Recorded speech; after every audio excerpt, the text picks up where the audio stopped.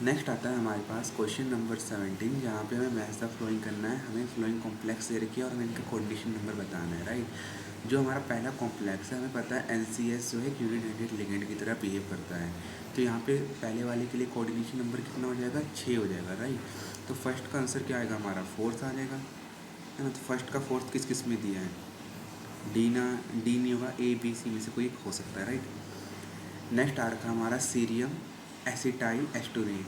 हम जानते हैं जितने भी लेंथनम वगैरह होते हैं उनके साथ ये एम्पीडेंटिक लिगेंड जो है बाइडेंटिक लिगेंड की तरह एक्ट कर जाते हैं, राइट।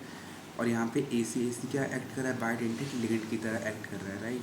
तो यहाँ पे सीरियम का कोऑर्डिनेशन नंबर क्या हो जाएगा, 8 हो जाएगा। तो सेकंड का क्या आ गया, हमारा B आ गया, राइट। तो सेकंड का B आ गया। सेकंड का B किस में दिया है, खाली सी ऑप्शन जो है इसका करेक्ट आंसर है। बाकी देख लेते हैं। थर्ड हमें दे रखा है न्यूडियम के साथ 3 वाटर मॉलिक्यूल लग रखे हैं। हमें पता है वाटर कैसा यूनिडेटेड लिगेंड की तरह एक्ट करेगा। तो यहाँ पे कोऑर्डिनेशन नंबर क्या होगा, 9 हो जाएगा, राइट। थर्ड का फर्स्ट आ गया। और नेक्स्ट है हमारे पास सीएट्रियम एसिटाइल एस्टोनेट 3 और वाटर। हमें पता है यहाँ पे AC क्या है, बाइडेंटिक लिगेंड है, और वाटर क्या है यहाँ पे यूनिडेटेड लिगेंड है। तो कितने हो गए यहाँ पे, 3 2 6 और 7। यहाँ पे 7 कोऑर्डिनेशन नंबर आ गया हमारा, राइट। जिसका करेक्ट आंसर है हमारा C।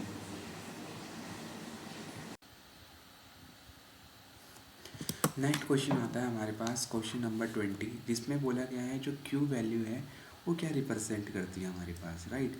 तो ये क्वेश्चन जो है न्यूक्लियर केमिस्ट्री का, और हमें पता है जो Q वैल्यू होती है वो क्या रिप्रेजेंट करती है हमारे, कि न्यूक्लियर रिएक्शन के टाइम कितनी एनर्जी रिलीज हुई है और कितनी एब्जॉर्ब हुई है, उसी के बारे में जो है हमें Q वैल्यू जो है इन्फॉर्मेशन देती है, राइट।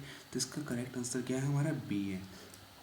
इसको हम और अच्छे से समझ सकते हैं। जब भी न्यूक्लियर रिएक्शन होती है तो हमारे पास क्या होता है, एक टारगेट होता है जिसके ऊपर हम क्या करते हैं, प्रोजेक्टाइल डालते हैं, और आपस में रिएक्शन होने के बाद यहाँ पे हमारा एक न्यू डॉटर न्यूक्लियर बनता है, जिसको हम N बोलते हैं, राइट। और साथ में ही जो यहाँ पे हमारे कुछ चीज़ें निकलती है जिनको हम क्या बोलते हैं, इजेक्टाइल बोलते हैं, जो कि हमारा अल्फ़ा बीटा है ना, या पॉजिट्रॉन, कुछ भी पार्टिकल हो सकते हैं, राइट। और साथ में यहाँ पे जो है Q एनर्जी रिलीज होती है ना। अगर हमारा यहाँ पे ये जो है मास ऑफ रिएक्टेंट है और ये जो है हमारे मास ऑफ प्रोडक्ट है, राइट। अगर हमारे पास मास ऑफ रिएक्टेंट की वैल्यू मास ऑफ प्रोडक्ट से ज़्यादा हो गई, तब हमारी रिएक्शन में क्या होगा, एनर्जी रिलीज़ होगी, राइट। तो हमारी रिएक्शन में जो है क्या होगा, एनर्जी जो है रिलीज़ होगी, राइट। और ऐसी रिएक्शन को हम न्यूक्लियर केमिस्ट्री में क्या बोलते हैं, एक्सोजर्निक रिएक्शन बोलते हैं, राइट। अगर हमारे पास मास ऑफ प्रोडक्ट जो है मास ऑफ रिएक्टेंट से बड़ा हो गया, तो यहाँ पे जो है एनर्जी क्या होगी, ऑब्जर्व होगी, एनर्जी ऑब्जर्व होगी। और ऐसी रिएक्शन को हम न्यूक्लियर केमिस्ट्री में क्या बोलते हैं, एंडोजर्निक बोलते हैं। बट एक बात याद रखना, जैसे एक्जोथर्मिक में हमारा साइन क्या आता है, delta H equal to negative, but nuclear chemistry में साइन क्या रहता है, उल्टा आ जाता है, यानी कि Q equal to positive, right. वैसा ही सेम इसके लिए है, राइट। तो इसलिए इसका आंसर क्या है, B है हमारा। Thank you.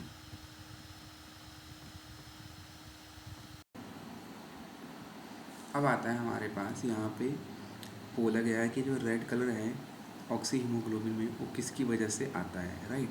हमें पता है ऑक्सी हीमोग्लोबिन का स्ट्रक्चर कैसा होता है। यहाँ पे आयरन जो है हमारा +2 ऑक्सीजन स्टेट में प्रेजेंट होता है, और यहाँ पे हीमोग्लोबिन में जो है 4 पायरोल रिंग जो है आपस में कनेक्ट होती है मिथाइन ब्रिज से, राइट। और जो यहाँ पे 5th कोऑर्डिनेट साइट होती है वो क्या होती है, हमारे पास सिस्टीन होती है। और 6th कोऑर्डिनेट साइट जो है यहाँ पे हमारे पास क्या होती है, यहाँ पे ऑक्सीजन बाइंड होता है, तभी हम इसको क्या बोलते हैं, ऑक्सी हीमोग्लोबिन बोलते हैं। और जो इसका कलर होता है वो रेड कलर का होता है। क्यों रेड कलर का होता है, जो इसका करेक्ट आंसर वो क्या है, ड्यू टू LMCT की वजह से, राइट। इस डायरेक्ट बुक का क्वेश्चन है, कहाँ से, अजय कुमार का, राइट। आपको वहाँ पे भी इसका रीज़न मिल जाएगा, राइट। तो इसका करेक्ट आंसर क्या है, LMCT, right. Thank you.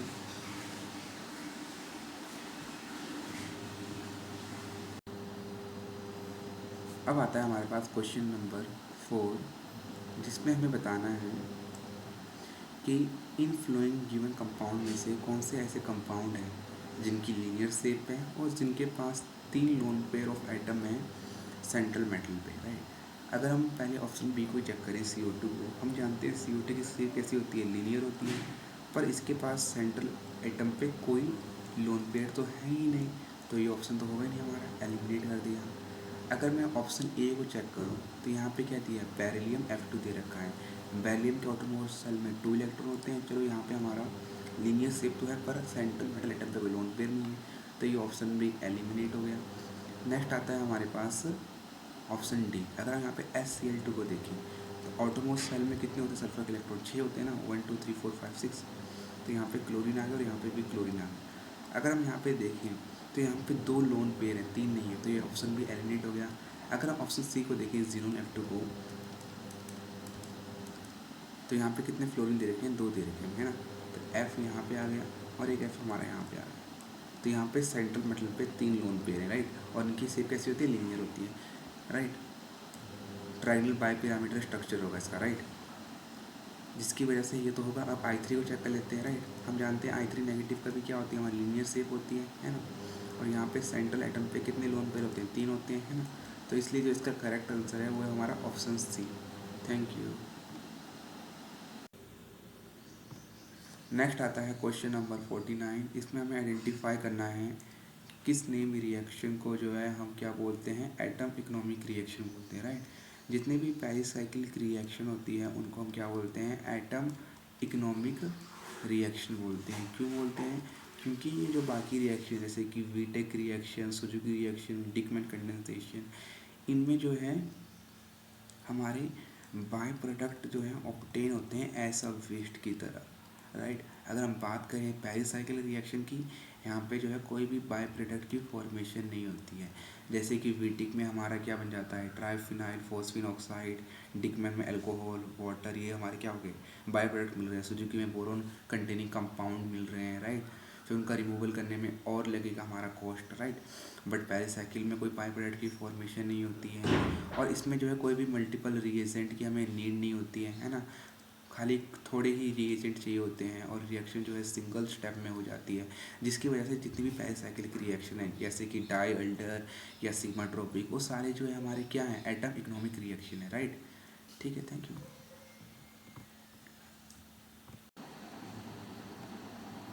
Next आता है हमारे पास क्वेश्चन नंबर 21, जिसमें हमें मैग्नेटिक मूवमेंट दे रखा है एक कोबाल्ट 2 कॉम्प्लेक्स का, कितना, 4.0 बोहर मैग्नेटॉन, राइट। अब हमें उसकी डी इलेक्ट्रॉन की कन्फिगरेशन बतानी है कोबाल्ट +2 की, राइट। तो देखते हैं। हमें पता है कोबाल्ट की कन्फिगरेशन हमारे पास क्या होती है, वो होती है हमारे पास आर्गन 3d7 4s2, राइट। और यहाँ पे हमें किसकी बात की गई है, कोबाल्ट +2 की बात की गई है, राइट। तो यहाँ पे कन्फिगरेशन क्या हो जाएगी, आर्गन 3d7 हो जाएगी, राइट, और 4s0 हो जाएगी। तो एक हम केस बना लेते हैं हाई स्पिन वाला और एक हम केस बना देंगे लो स्पिन वाला। देखते हैं किस में वैल्यू यहाँ पे अप्रोच कर रही है।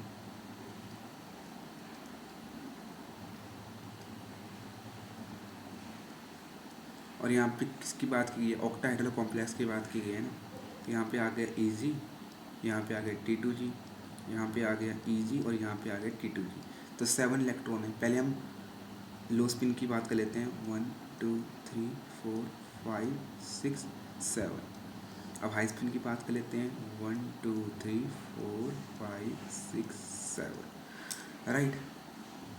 हमें दिख रहा है लो स्पिन में हमारा कितना आएगा मैग्नेटिक मोमेंट, एक ही अनपेड इलेक्ट्रॉन है, तो हम क्या करेंगे, 1 1 + 2 3 आ गया। तो √3 यहाँ पे हमारा बोहर मैग्नेटॉन आ रहा है, राइट, यानी कि 1.67 आ रहा है कुछ, राइट। तो लो स्पिन वाला केस तो होगा ही नहीं, ये जो है हमारा हाई स्पिन वाला केस है। यहाँ पे कितने अनपेड इलेक्ट्रॉन आ रहे हैं हाई स्पिन में, 3 आ रहे हैं ना। तो √3 3 + 2 5 और √15, और √15 जो है हमारा कहाँ पे अप्रोच कर रहा है, ये अप्रोक्स 3.9 पे अप्रोच कर रहा है। तो ये केस जो है हमारा हाई स्पिन है, जिसमें जो है कोबाल्ट +2 कॉम्प्लेक्स का मैग्नेटिक मोमेंट 4.0 बोहर मैग्नेटॉन के नज़दीक आ रहा है, राइट। तो यहाँ पे कन्फिगरेशन क्या है कोबाल्ट +2 की, हमें दिख रहा है T2G में कितने इलेक्ट्रॉन भरे हुए हैं, 2 4 5। तो T2G 5 किस में दे रखा है, हमें ऑप्शन बी में दे रखा है। और Eg में कितने इलेक्ट्रॉन है, 2 ही इलेक्ट्रॉन भरे हुए हैं, राइट। तो इसलिए इसका आंसर क्या है, करेक्ट बी है, राइट। Thank you.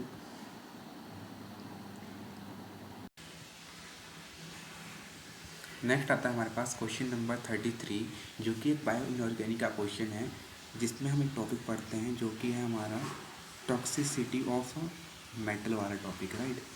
उसमें हम पढ़ते हैं कि जो मिथाइल मरकरी या इथाइल मरकरी होते हैं वो मोस्ट टॉक्सिक कंपाउंड्स होते हैं मरकरी के, राइट। इसमें मतलब कोई एक्सप्लेनेशन नहीं है, ये जो डायरेक्ट क्वेश्चन उठा हुआ है बुक से, राइट। इसका भी आपको सॉल्यूशन मिल जाएगा अजय कुमार में, देख लेना रेफरेंस के लिए, राइट, अगर ज़्यादा ही डिटेल में पढ़ना होगा तो। ठीक है, थैंक यू।